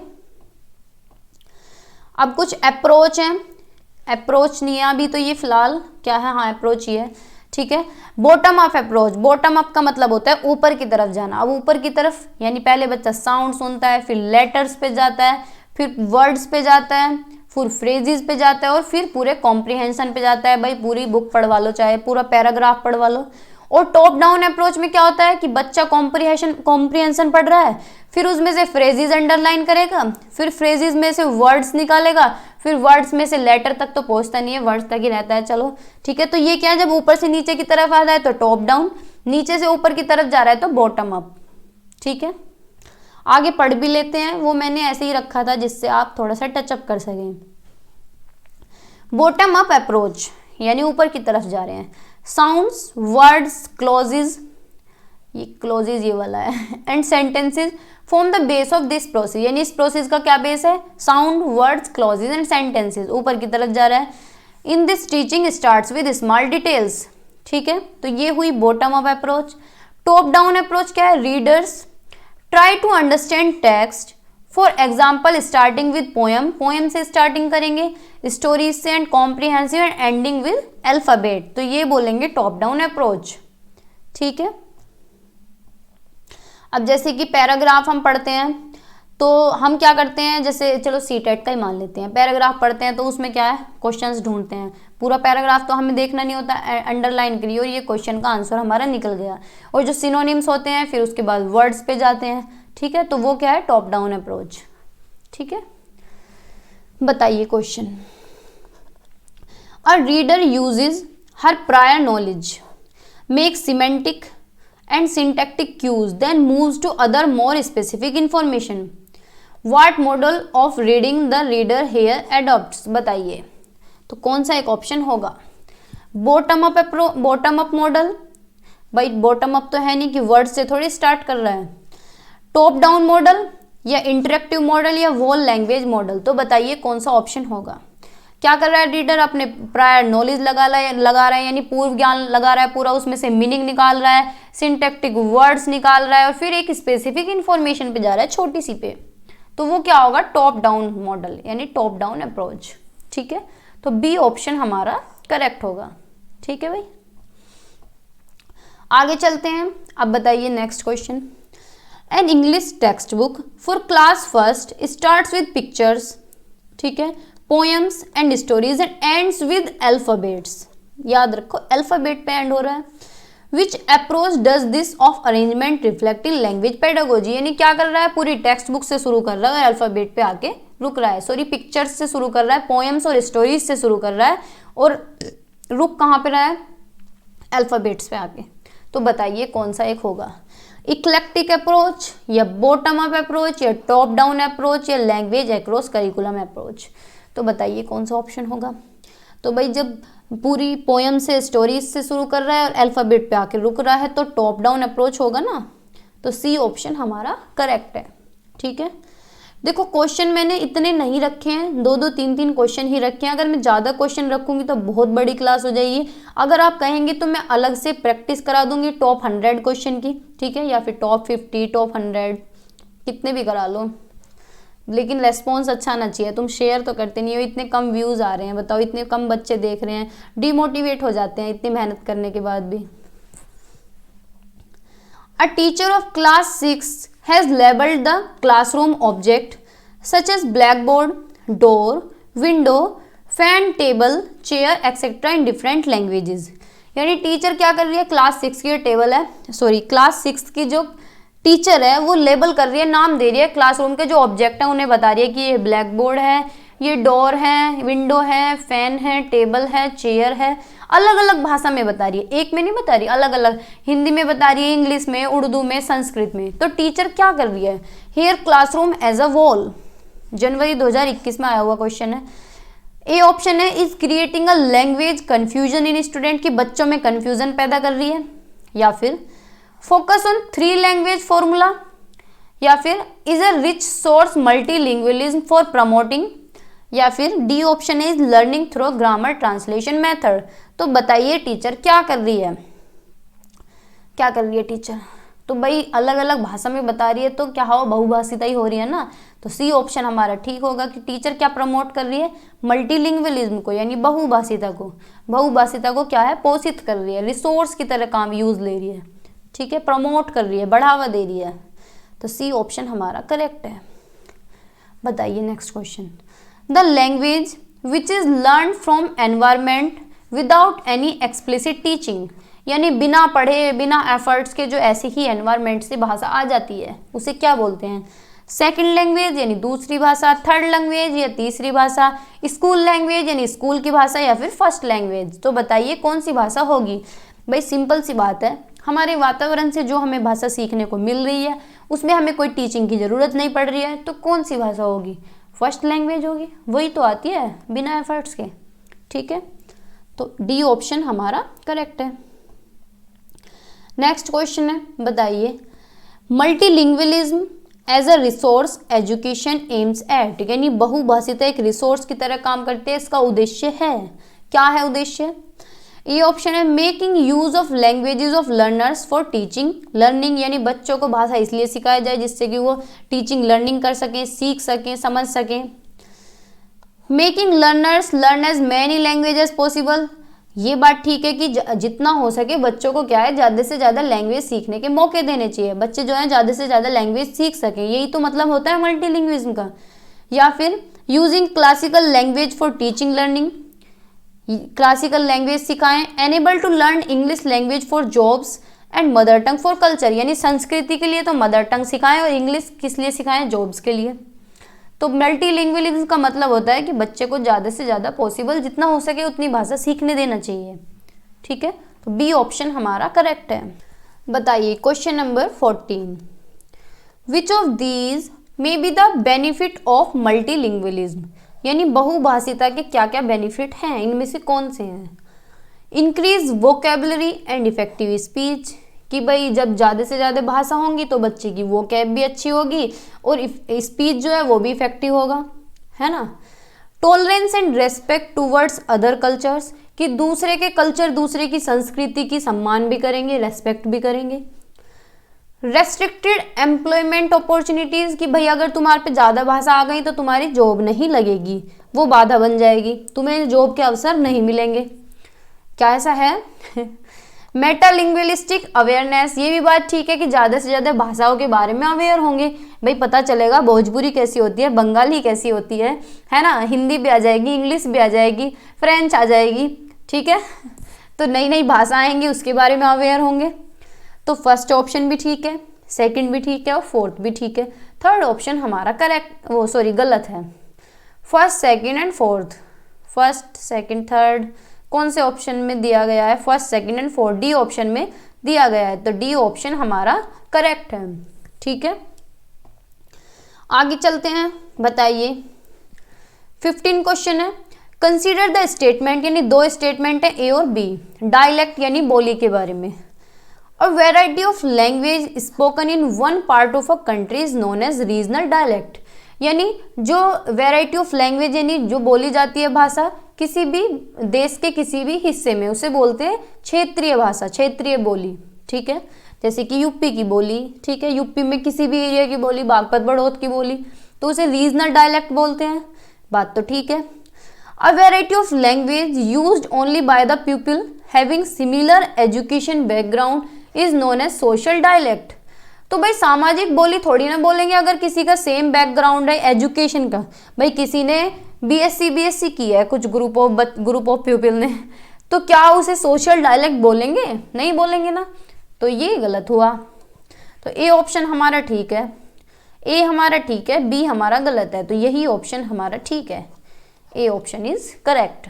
ठीक है, आगे चलते हैं। बताइए question number 16, being a teacher, एक शिक्षक होने के नाते, what would you like to prefer if any student has shown disruptive behaviour during group presentation. यानी ग्रुप प्रेजेंटेशन के टाइम पे कोई एक बच्चा क्या है, बहुत ही गलत व्यवहार कर रहा है, भाई गंदा व्यवहार कर रहा है, क्या पता बदतमीजी कर रहा हो, कुछ भी हो, ए टू जेड, तो आप उसके साथ कैसे बिहेव करेंगे बताइए। येल एट हिम और her in front of the group और क्लास, यानी पूरी क्लास के सामने बुलाएंगे और उसे थप्पड़ लगाएंगे, डांटेंगे, चिल्लाएंगे। लैपटॉप की ब्राइटनेस इतनी कम कैसे हो गई। स्पीक टू हिम और हर इन द क्लास, यानी क्लास के सामने, पूरी क्लास के सामने बोल देंगे तो उसकी तो बेइज्जती हो जाएगी। भाई पूरी क्लास के सामने अगर डांट दिया तो बेइज्जती होगी खैर, लेकिन अगर पूरी क्लास के सामने उसे बोलेंगे तो भी बच्चे के आत्मसम्मान को ठेस पहुंच जाएगी।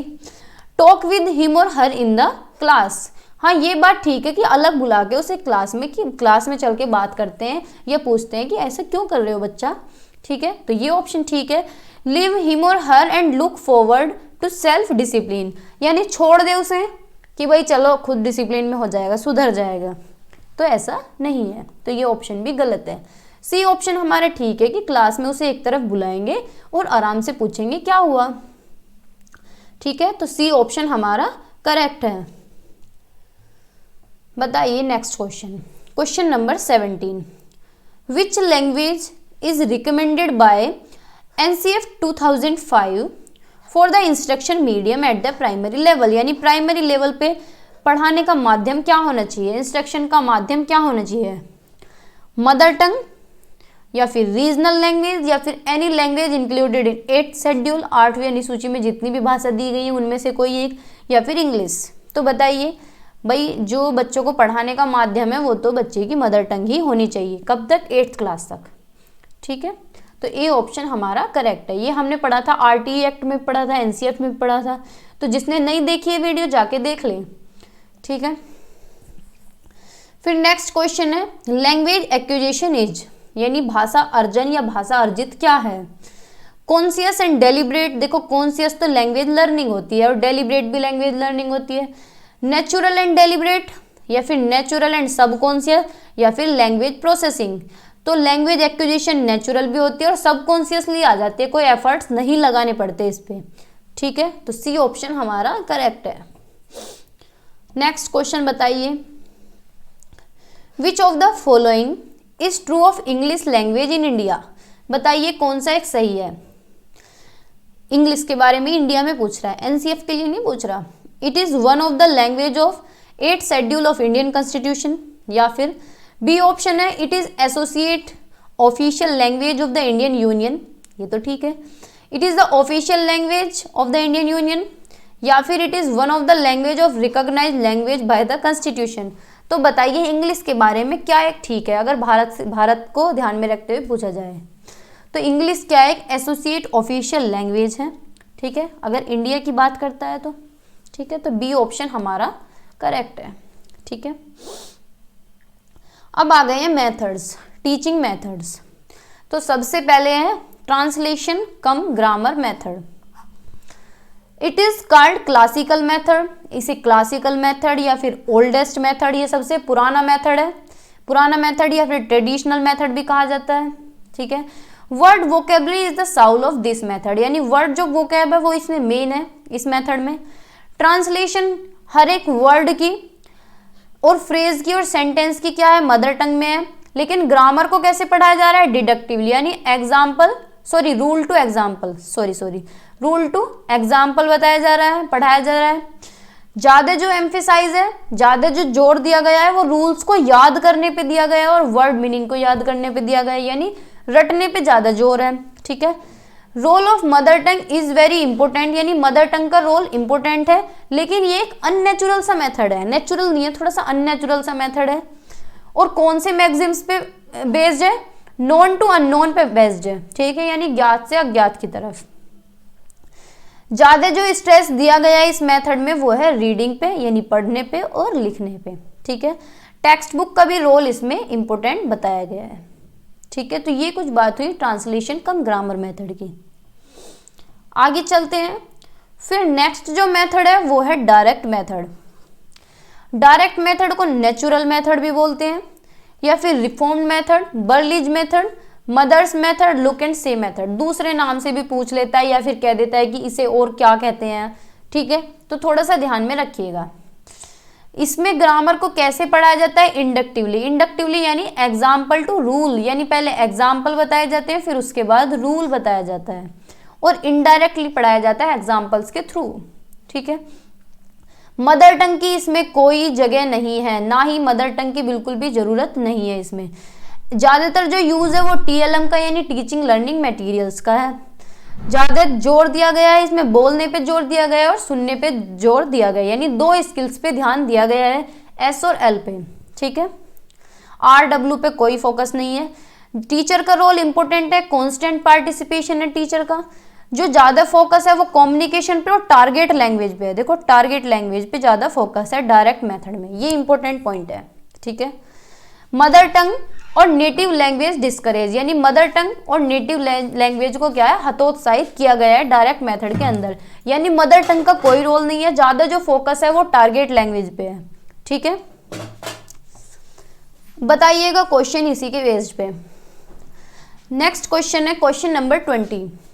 अ teacher is using intensive oral interaction in target language as a way of presenting language, this method is known as. Teacher क्या है, कोई भी लैंग्वेज को प्रेजेंट कर रही है किस तरह से, टारगेट लैंग्वेज में, इंटरेक्ट कर रही है टारगेट लैंग्वेज में, बोल रही है तो टारगेट लैंग्वेज में बोल रही है, तो इस मेथड को क्या कहेंगे बताइए?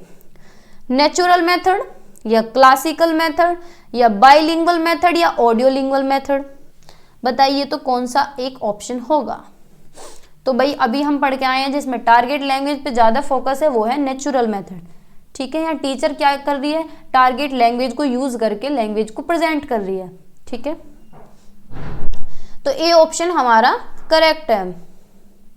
नेक्स्ट क्वेश्चन है question number 21। The methods of teaching foreign language without using the pupils first language is known as. बताइए टीचर क्या है, फॉरेन लैंग्वेज यूज कर रही है, foreign language, teaching of foreign language without using the pupil first language, नहीं बच्चों की mother tongue की तो कोई वैल्यू नहीं है, उसे यूज नहीं कर रही है, सिर्फ फॉरेन लैंग्वेज को यूज कर रही है, मदर टंग को बिल्कुल भी यूज नहीं कर रही है, बच्चों की लैंग्वेज को बिल्कुल भी यूज नहीं कर रही है, यानी टारगेट लैंग्वेज को ही यूज कर रही है। तो बताइए कौन सा एक ऑप्शन होगा? डायरेक्ट मेथड, क्लासिकल मेथड या ग्रामर ट्रांसलेशन मेथड या ओल्ड मेथड? तो बताइए कौन सा ऑप्शन होगा?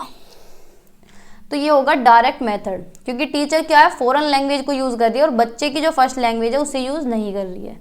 ठीक है, तो ए ऑप्शन हमारा करेक्ट है। इसी तरह से क्वेश्चन आते हैं।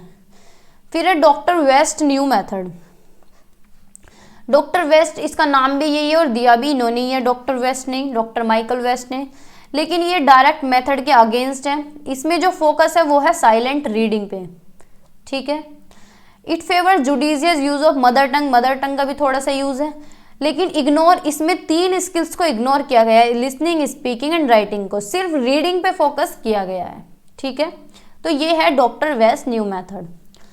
फिर है बाइलिंगुअल मेथड, इसे दिया है सीजे डॉडसन ने। The help of mother tongue is also taken here along with the target language, यानी टारगेट लैंग्वेज के साथ मदर टंग का भी यूज है, यानी बाइलिंगुअल है तो मदर टंग का भी यूज है, टारगेट लैंग्वेज का भी यूज है। ठीक है, लेकिन टारगेट लैंग्वेज का यूज है, मदर टंग का भी यूज, लेकिन मदर टंग जो है वो टीचर ही बोल सकता है, टीचर ही बोल सकता है, बोल सकती है मदर टंग को, सिर्फ टीचर ही यूज कर सकती है मदर टंग। ठीक है, यानी टीचर कैसे पढ़ा रही है, बाइलिंगुअल, लेकिन बच्चे यूज नहीं करेंगे।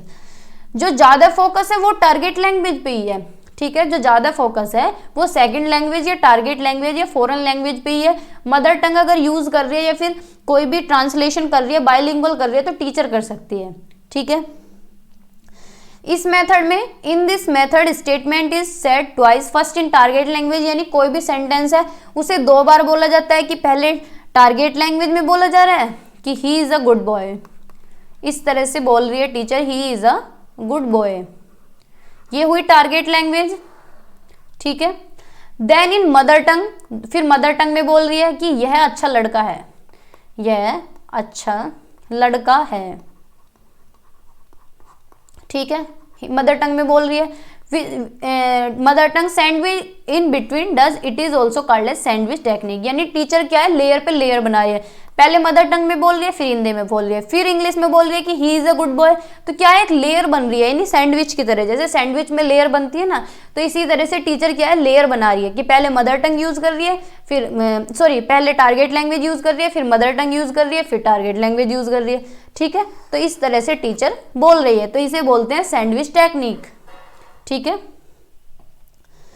फिर है ऑडियो लिंगुअल मेथड, इसमें जो फोकस है वो साउंड पे फोकस है और सेंटेंस पे, ठीक है। स्ट्रक्चर पैटर्न्स आर टॉट, यानी जो भी कोई स्ट्रक्चर है, सेंटेंस का पैटर्न है, वो कैसे पढ़ाया जा रहा है, रिपीटेशन के थ्रू, रिपीट कर करके, ड्रिल्स के थ्रू, ओरल ड्रिल्स के थ्रू, या फिर प्रोनाउंसिएशन प्रैक्टिस के थ्रू, कोई भी स्ट्रक्चर, कोई भी पैटर्न बताया जा रहा है, तो ये है ऑडियो लिंगुअल मेथड। ग्रामर इसमें पढ़ाई जा रही है इंडक्टिवली, यानी एग्जाम्पल पढ़ाए जा रहे हैं, फिर उसके बाद रूल पे जाया जा रहा है, ठीक है, तो ये मेथड हुआ ऑडियो लिंगुअल मेथड। क्वेश्चन बताइए अब, question number 22, habit formation through repetition is a component of which method, habit formation through repetition is a component of which method, यानी हैबिट फॉर्मेट हो रही है कैसे, रिपीटेशन से, रिपीट कर करके, ड्रिल से, प्रैक्टिस से, कौन सा है ये, टास्क बेस्ड लैंग्वेज टीचिंग, या कंस्ट्रक्टिविज्म, या कम्युनिकेटिव अप्रोच, या फिर ऑडियो लिंग्विलिज्म, तो अभी पीछे पढ़ के आए हैं, डी ऑप्शन हमारा होगा ऑडियो लिंग्विलिज्म, ठीक है। आगे चलते हैं, फिर कुछ अप्रोचेज हैं, अप्रोचेज फॉर टीचिंग इंग्लिश, कुछ अप्रोच हैं इंग्लिश को पढ़ाने की। फर्स्ट है structural approach, focus on the sentence pattern structure rules from the basis of the language, यानी किस पे फोकस है, सेंटेंस के पैटर्न पे, स्ट्रक्चर पे, रूल्स पे, जो कि बेस है लैंग्वेज का, जो कि बेस बना रहे हैं लैंग्वेज का। Learning should be in the order of LSRW, learning कैसे हो रही है, LSRW की फॉर्म में, यानी लिसनिंग, स्पीकिंग, रीडिंग और राइटिंग, ठीक है। Selected and graded structure are taught in a meaningful situation, यानी जो भी मटेरियल बच्चों के लिए सेलेक्ट किया जा रहा है और ग्रेडेड किया जा रहा है, ग्रेडेड यानी सिंपल टू कॉम्प्लेक्स किया जा रहा है, उसे कैसे पढ़ाया जाना चाहिए, मीनिंगफुल सिचुएशन में, एक अच्छी सिचुएशन देके, ठीक है, जिसमें बच्चा अच्छे से सीख सके। All the 4 basic skills are given equal importance, यानी जो 4 स्किल्स हैं, जो 4 कौशल हैं, सभी को इक्वल इंपोर्टेंस दी गई है। Emphasis on learning a language in context, ज़्यादा जोर दिया गया है कि भाषा को कैसे सिखाएं, लैंग्वेज को कैसे सिखाएं, संदर्भ में यानी कंटेक्स्ट में। And situation which makes learning stable and enjoyable, इस तरह की सिचुएशंस बच्चों को देनी है कि लर्निंग क्या है, स्टेबल भी हो सके और एंजॉय कर सकें बच्चे, ठीक है, तो ये हुई सिचुएशनल अप्रोच। क्वेश्चन बताइए अब, a set of assumptions which explains the language as a set of structure और रूल्स इज नॉन एज, जो भाषा में क्या है, कोई स्ट्रक्चर है, उसके रूल्स में, स्ट्रक्चर में सेट हो रहा है कोई भी सेंटेंस, तो उसे क्या बोलेंगे, communicative approach, interactive approach, structural approach and input approach, बताइए। A set of assumptions which explain the language, कोई एजम्पशंस है वो बता रहा है कि लैंग्वेज क्या है, a set of structure rules is known as, भाषा क्या है, स्ट्रक्चर रूल्स पे बेस्ड है, तो वो क्या कहलाएगा, वो कहलाएगा स्ट्रक्चरल अप्रोच, ठीक है, यानी क्या है, रूल्स हैं, जो पैटर्न है, जो स्ट्रक्चर है, वो क्या है, लैंग्वेज का बेस है, ठीक है, तो वो क्या हुआ, स्ट्रक्चरल अप्रोच, तो सी ऑप्शन हमारा करेक्ट हुआ। फिर है सिचुएशनल अप्रोच। सिचुएशन 2 तरह की होती है, एक तो रियल सिचुएशन यानी वास्तविक सिचुएशन, एक है आर्टिफिशियल सिचुएशन। रियल सिचुएशन कि बच्चे को हम बिल्कुल रियलिटी से रूबरू कराएं, जैसे कि फील्ड ट्रिप पे ले जा रहे हैं, या कोई भी रियल एग्जाम्पल दिखा रहे हैं, या फिर कोई भी कॉन्क्रीट चीज दिखा रहे हैं। आर्टिफिशियल सिचुएशन यानी बुक्स के थ्रू अगर पढ़ा रहे हैं, ठीक है, 2 तरह की सिचुएशन हो सकती हैं। Situations are given to child to learn English, बच्चे को सिचुएशन दी जा सकती है, कैसे पढ़ाया जा सकता है, उसे पिक्चर्स के थ्रू पढ़ाएं, फ्लैश कार्ड दिखा सकते हैं और क्वेश्चंस पूछ सकते हैं, चार्ट के थ्रू पढ़ा सकते हैं, ऑब्जेक्ट और टेबल्स के थ्रू पढ़ा सकते हैं, तो ये है सिचुएशनल अप्रोच, ठीक है। आगे चलते हैं, फिर है communicative approach. Focus on use of language, यानी कम्युनिकेटिव अप्रोच में क्या है, ज़्यादा जो यूज है, ज़्यादा जो फोकस दिया गया है वो लैंग्वेज को यूज करने पे दिया गया है। ये एक इंटरेक्टिव प्रोसेस है, इसमें स्टूडेंट्स यानी बच्चे और टीचर्स जो है एक्टिव रहते हैं और इंटरेक्शन के साथ सीखते हैं, एक दूसरे के साथ इंटरेक्शन करते हैं, डिस्कशन करते हैं, कम्युनिकेशन के थ्रू सीखते हैं। Develops LSRW, listening, speaking, reading, writing को डेवलप किया गया है। ज़्यादा स्ट्रेस ग्रामर पे नहीं है इसमें। डायग्नोसिस और रिमेडियल टीचिंग भी दी जाती है बच्चों को, और मैक्सिमम पार्टिसिपेशन होता है। फोकस होता है LSRW पे, और सबसे जो मेन बात है कि ये मेथड जो है चाइल्ड सेंटर्ड है, यानी बच्चे के अकॉर्डिंग है, बच्चे की नीड के अकॉर्डिंग है। ठीक है, बच्चे को केंद्र में रख के, बच्चे को ध्यान में रख के ही काम किया जाता है। ठीक है, तो ये हुई कम्युनिकेटिव अप्रोच। आगे चलते हैं, क्वेश्चन बताइए। The structural approach advocates resorting to fluency, या फिर selection and gradation of material, या assessing learners performance using mother tongue, या फिर यूजिंग मदर टंग। बताइए, स्ट्रक्चरल अप्रोच के अंदर हमने क्या पढ़ा था कि जो भी मटेरियल हम पढ़ा रहे हैं बच्चे को, उसका सिलेक्शन एंड ग्रेडेशन करना है, यानी मटेरियल सेलेक्ट करना है और ग्रेडेड करना है, यानी सिंपल टू कॉम्प्लेक्स लेके जाना है। ठीक है, तो बी ऑप्शन हमारा यहाँ पे करेक्ट है। ठीक है, फिर है इक्लेक्टिक अप्रोच। इक्लेक्टिक अप्रोच क्या है कि टीचर क्या है, ज़्यादा से ज़्यादा वो तरीके यूज़ करे जो बेस्ट हों, जो प्रीफर हों, जो अच्छे हों। Teacher usage a variety of methods, ज़्यादा मेथड्स यूज़ करें, स्ट्रेटेजीज यूज़ करें, मेथडोलॉजीज यूज़ करें फ्रॉम वेरियस डिफरेंट अप्रोचेज, अलग अलग अप्रोचेज से इंग्लिश की, जो कि बच्चों के एम के अकॉर्डिंग हो, बच्चों की नीड के अकॉर्डिंग हो, बच्चे को ध्यान में रखते हुए बच्चे की एबिलिटी के अकॉर्डिंग हो, और टीचर का स्टाइल भी अच्छा होना चाहिए, डिफरेंट होना चाहिए, बच्चों के अकॉर्डिंग होना चाहिए। ठीक है, तो ये है इक्लेक्टिक अप्रोच। फिर है टोटल फिजिकल रेस्पॉन्स, यानी TPR। टोटल फिजिकल रेस्पॉन्स क्या है कि कोई भी टॉपिक अगर टीचर पढ़ा रही है तो फिजिकल एक्टिविटीज के थ्रू पढ़ाए। ठीक है, बच्चों को एक्टिविटीज करके पढ़ाए, टीचर एक्टिविटीज करेगी, जैसे कि पोएम गा रही है, मछली जल की रानी है, तो टीचर क्या है, डांस कर रही है, तो इसे बोलते हैं टोटल फिजिकल रेस्पॉन्स, यानी टीचर क्या है, फिजिकली रेस्पॉन्ड कर रही है। TPR is an approach to teaching a second language based on listening link to physical activities which are designed to reinforce comprehension. ठीक है, किस तरह से पढ़ानी है, फिजिकल एक्टिविटीज से लिंक करके। ठीक है, बताइएगा question number 25। The central role in total physical response is of. अभी ऑनलाइन पेपर हुआ था, उसी में ये क्वेश्चन आए थे। तो बताइए, जो टोटल फिजिकल रेस्पॉन्स है TPR है, इसमें सेंट्रल रोल किसका होता है? बताइए, टीचर का या फिर फैमिली का? सी ऑप्शन है पेरेंट्स का, डी ऑप्शन है स्टूडेंट्स का। तो बताइए किसका रोल होता है? तो TPR यानी टोटल फिजिकल रेस्पॉन्स, जो फिजिकली एक्टिविटीज करती है वो करती है टीचर, तो टीचर का ही सेंट्रल रोल इसमें होता है। तो ए ऑप्शन हमारा यहाँ पे करेक्ट है। ठीक है, आगे चलते हैं। बताइए नेक्स्ट क्वेश्चन, ये 2021 में आया हुआ है जनवरी। A teacher makes her learners respond to her actions. Teacher क्या है, बच्चों को सिखा रही है और रेस्पॉन्ड कर रही है एक्शंस को, स्पीच को, कैसे? बॉडीली मूवमेंट करके। कुछ भी जो पढ़ा रही है, जो सिखा रही है, वो कैसे कर रही है? बॉडीली मूवमेंट कर रही है। तो what is this known as? तो ये क्या कहलाएगा? ए ऑप्शन है task based language teaching, B option communicative approach, C option है प्लेवे मेथड, डी ऑप्शन है टोटल फिजिकल रेस्पॉन्स। तो जब टीचर क्या है, बॉडीली मूवमेंट कर रही है, रेस्पॉन्ड कर रही है, एक्शंस कर रही है, तो ये कहलाएगा टोटल फिजिकल रेस्पॉन्स। ठीक है, यानी TPR। इसे दिया था जेम्स एसर ने, जेम्स एसर ने इसे दिया था। ठीक है, ये भी पूछ लेता है। नेक्स्ट क्वेश्चन बताइए। The teacher tales a story about animals. Teacher क्या है, कोई भी स्टोरी बता रही है एनिमल्स के बारे में। Children make animal noises every time they hear the name of the animal it is. यानी बच्चे क्या है, सुन रहे हैं एनिमल का नाम, यानी बस लिसनिंग कर रहे हैं। रेस्पॉन्ड कौन कर रहा है? टीचर सुना रही है। तो ये क्या है? Total physical response. या कम्युनिकेटिव लैंग्वेज टीचिंग, या फिर ग्रामर ट्रांसलेशन, या रीडिंग अप्रोच। तो सिंपल सी बात है, क्या होगा, TPR, यानी बच्चे सुन रहे हैं, टीचर सुना रही है, तो ये हुई टोटल फिजिकल रेस्पॉन्स। ठीक है, फिर आगे है क्रिएशन की थ्योरी, बहुत ही ज़्यादा इंपॉर्टेंट, हर बार पूछे जाने वाली। ठीक है, 1 से 2 क्वेश्चन तो आते हैं, 2 तो अगर नहीं आए तो 1 तो 100% आना ही आना है।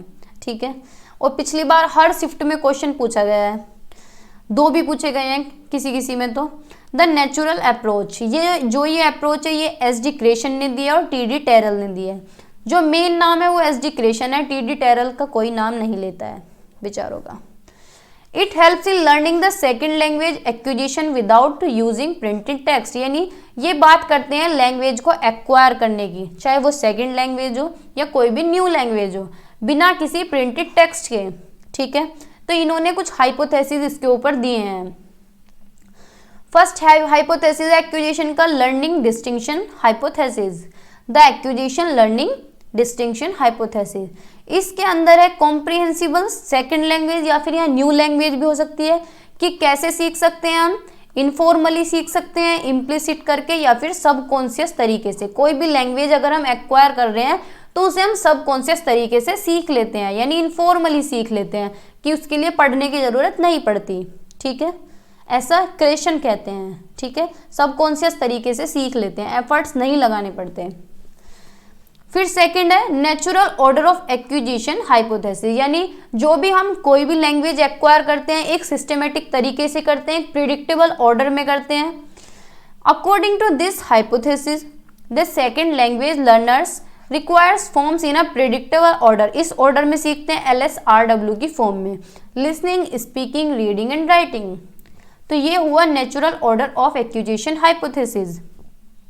ठीक है, थर्ड है the monitor hypothesis. This hypothesis state that acquisition process, जो एक्विजिशन प्रोसेस है और सेकंड लैंग्वेज प्रोसेस है, दोनों रिलेटेबल हैं, ये मॉनिटर करते हैं, एक दूसरे को रिलेट करते हैं। ठीक है, तो ये हुआ मॉनिटर हाइपोथेसिस। फोर्थ है इनपुट हाइपोथेसिस, सबसे ज्यादा पूछा जाता है कॉम्प्रिहेंसिबल इनपुट। बहुत बार तो यही पूछा गया है कि कॉम्प्रिहेंसिबल इनपुट किसने दिया है, क्रिएशन ने दिया है। ठीक है, तो इसका मतलब क्या होता है, कॉम्प्रिहेंसिबल इनपुट है कि यानी अगर बच्चे का लेवल यहाँ है तो थोड़ा सा ऊपर होना, यानी बच्चे का लेवल बियॉन्ड जाना, आगे जाना, थोड़ा सा ऊपर हो जाना, वो होता है comprehensible input. Make second language learning fast, यानी कोई भी न्यू लैंग्वेज या सेकेंड लैंग्वेज सीख सके। It describe as one level above that of the learner if it can be just understood, यानी समझ के क्या है, एक लेवल अप हो जाए। ठीक है, यानी अप हो जाए एक लेवल। कॉम्प्रिहेंसिबल इनपुट +1, ये भी इक्वेशन आपको लिखी मिल सकती है। ठीक है, तो इसे बोलते हैं इनपुट हाइपोथेसिस। फिर अफेक्टिव फिल्टर हाइपोथेसिस। अफेक्शन क्या होता है, हमारा दुखी होना, खुश होना, तो ये हमारे अफेक्शन होते हैं। फिल्टर यानी छानना, बिल्कुल क्लियर कर देना, क्रिस्टल क्लियर। इस हाइपोथेसिस के according learners with self esteem and high levels, यानी बच्चे के अंदर क्या है, सेल्फ एस्टीम हो, कॉन्फिडेंट हो, हाई लेवल हो, तो वो क्या है, कोई भी न्यू लैंग्वेज या सेकंड लैंग्वेज जल्दी से एक्वायर कर लेगा। भाई बच्चा कॉन्फिडेंट हो, इंटेलिजेंट हो, हाई लेवल हो उसका, तो वो कोई भी लैंग्वेज जल्दी से एक्वायर कर लेगा। ठीक है, लेकिन अगर अफेक्शन में हो, दुख में हो, तो क्या होता है, मेंटली ब्लॉक हो जाता है और उसकी लर्निंग रुक जाती है। अब कोई अगर दुखी हो तो उसका दिमाग बिल्कुल जाम हो जाएगा और लर्निंग क्या है, रुक जाएगी, ग्रोथ रुक जाएगी। तो इसीलिए लोअर फिल्टर अगर होगा, यानी कम दुख होगा, लोअर फिल्टर होगा, तो enhance learning of second language, दूसरी लैंग्वेज सीख सकेगा। यानी सिंपल सी बात है, अगर हम खुश होंगे, अच्छी तरह से होंगे, स्वस्थ होंगे, तो हम दूसरी भाषा क्या कुछ भी सीख सकते हैं, और अगर हम दुखी होंगे तो हम कुछ नहीं सीख पाएंगे। ना तो हम एंजाइटी में सीख सकते हैं, डर के भी नहीं सीख सकते। ठीक है, और लो रिलैक्सेशन, जब हम रिलैक्स फील नहीं करेंगे तब भी नहीं सीख सकते। ठीक है, तो जब हम नॉर्मल होते हैं तभी सीखते हैं। ठीक है, तो ये हुआ अफेक्टिव फिल्टर हाइपोथेसिस। आगे चलते हैं, फिर मैंने यहाँ रिव्यू के लिए रखे हैं। फर्स्ट एक्विजिशन लर्निंग हाइपोथेसिस, यानी कोई भी लैंग्वेज एक्वायर करना कैसे, सबकॉन्शियसली, सबकॉन्शियस प्रोसेस के थ्रू। ठीक है, नेचुरल ऑर्डर हाइपोथेसिस यानी एक प्रेडिक्टेबल ऑर्डर में किसी भी लैंग्वेज को सीखना, LSRW की फॉर्म में। मॉनिटर हाइपोथेसिस यानी relation between language through language acquisition and language learning, यानी बीच में रिलेशन डेवलप करना या मॉनिटर करना, एक तरह से देखना, ऑब्जर्व करना। Input hypothesis acquiring a new language through exposure यानी लेवल अप होना। अफेक्टिव फिल्टर हाइपोथेसिस यानी can not acquire language acquisition, language को एक्वायर नहीं कर सकते अगर क्या है, input is filtered out, filter क्या है, आउट हो गए हो, बिल्कुल मेंटली ब्लॉक हो गए हो, किस वजह से, एंजाइटी की वजह से, लो मोटिवेशन की वजह से, पुअर सेल्फ एस्टीम की वजह से। ठीक है, तो ये हुआ अफेक्टिव फिल्टर हाइपोथेसिस। 5 है, सीरीज में भी पूछ सकता है तो आपको याद रखने हैं। फर्स्ट है एक्विजिशन लर्निंग हाइपोथेसिस, सेकंड है नेचुरल ऑर्डर हाइपोथेसिस, थर्ड है मॉनिटर हाइपोथेसिस, फोर्थ है input hypothesis and fifth one है अफेक्टिव फिल्टर हाइपोथेसिस। ठीक है, तो क्वेश्चन बताइए अब इसके ऊपर। विच of the following is comprehensible input in language learning at secondary stage. अभी हम पढ़ के आए हैं कॉम्प्रिहेंसिबल इनपुट, बताइए। ए ऑप्शन है authentic text slightly above the level of the learners, यानी लेवल क्या है, थोड़ा सा अबोव हो रहा है कुछ भी अगर टेक्स्ट हम सिखा रहे हैं, ऑथेंटिक टेक्स्ट। बी ऑप्शन है an extract from a play by a Shakespeare, या फिर कि शेक्सपियर का प्ले, कोई भी ड्रामा, कोई भी कहानी शेक्सपियर की। An authentic text slightly below the level of the learner, यानी लेवल क्या है, ब्लो हो जाए, कम हो जाए। या फिर a teacher developed story with her understanding, teacher क्या है, कोई भी स्टोरी डेवलप करे समझ के ऊपर, अंडरस्टैंडिंग के बेस पे। Of the level of learners grammar, बच्चे के लेवल के अकॉर्डिंग कि ग्रामर कैसे सीखेगा। तो बताइए कौन सा एक ऑप्शन सही होगा। देखो कॉम्प्रिहेंसिबल इनपुट का मतलब होता है कि लेवल क्या है, अबोव करना, बियॉन्ड करना, थोड़ा सा बढ़ जाना। ठीक है, तो ए ऑप्शन हमारा ठीक है।